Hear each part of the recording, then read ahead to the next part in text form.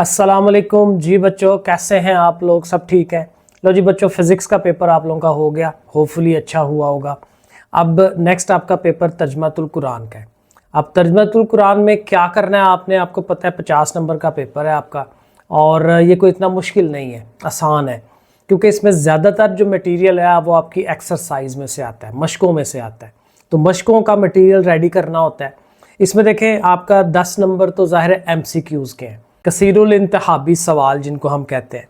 तो 10 MCQs आने हैं, 10 ही आपने उनको अटैम्प्ट करना है, ज़ाहिर है सारे के सारे करने होते हैं।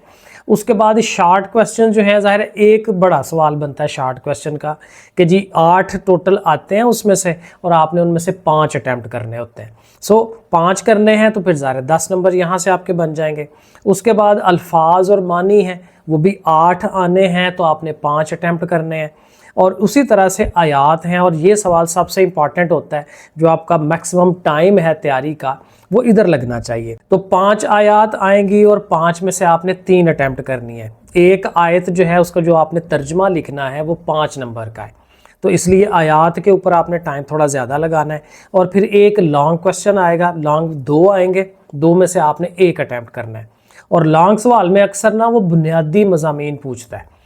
कोई भी सूरत है ना, सूरह आराफ है या इनाम है या कोई भी है, तो उसके बुनियादी मज़ामीन आपको प्रॉपर आने चाहिए। तारुफ पूछेगा, तारुफ क्या है इसका और बुनियादी मज़ामीन क्या है, मोस्टली ये सवाल आता है। तो उसमें यही है कि अगर आपको टाइम नहीं मिलता याद करने का, तो उसके जो बेसिक मज़ामीन है ना, कि उसमें टॉपिक क्या है, उस सूरत के मेन टॉपिक्स क्या हैं, वो उनकी हेडिंग्स याद कर लें। हेडिंग्स याद होंगी ना, तो फिर उसको एक्सपैंड कर सकते हैं। जैसे तौहीद का जिक्र है, तो जब तौहीद का जिक्र है तो ज़ाहिर उसका मतलब क्या है कि अल्लाह ताला का एक होना, तो उस अल्लाह ताला के एक होने पे बहुत सारा मटेरियल वैसे भी लिख सकते हैं। तो ऐसे उनके जो बुनियादी मज़ामीन है ना, उसके पॉइंट्स बना लें। वरना तो टाइम है वैसे अभी आप लोगों के पास, एक दिन कल का भी है, आज का भी टाइम है, तो आप इजीली इसको तैयार कर सकते हैं। तो 2 लॉन्ग में से आपने 1 अटैम्प्ट करना है, 10 नंबर एक बड़े सवाल के बनते हैं, तो इसमें आपको ज़्यादा लिखना है, ठीक है, हैवी लिखना है।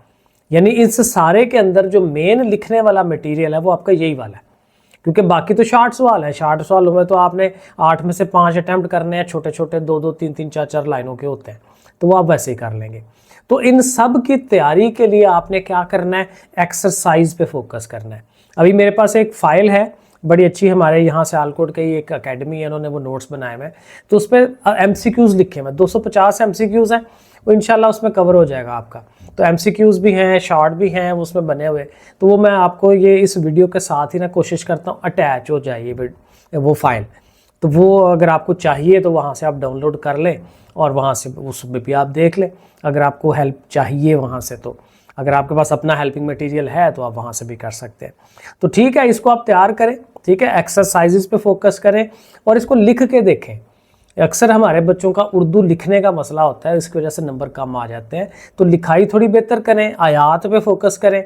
आयात के नंबर जो हैं बड़े ज़्यादा नंबर होते हैं, वो अगर गलत हो जाएँ, और अक्सर गलत हो जाती हैं हमारी, आयात पे मैक्सिमम टाइम लगाना है आपने। अल्फाज मानी ज़ाहिर है उसी तरह से एक्सरसाइज के वो आप याद कर लें, वहाँ से कवर हो जाते हैं आपके, और शार्ट क्वेश्चन भी हो जाते हैं वहीं से कवर। लेकिन अगर एक्स्ट्रा टाइम मिलता है तो आप जो किताब के अंदर वो जो चैप्टर के अंदर सवाल बनते हैं एक्स्ट्रा क्वेश्चन, वो भी आप कर सकते हैं। और वो भी अगेन देखें, आपने लॉन्ग के लिए तो तैयारी करनी है ना, तो उसमें से भी आप अटैम्प्ट कर सकते हैं, इतना इशू नहीं है। तो इंशाल्लाह हो जाएगी तैयारी, आप करें इसको। इसके बाद हम नेक्स्ट कंप्यूटर का देखते हैं। ओके, फिर अल्लाह हाफिज़।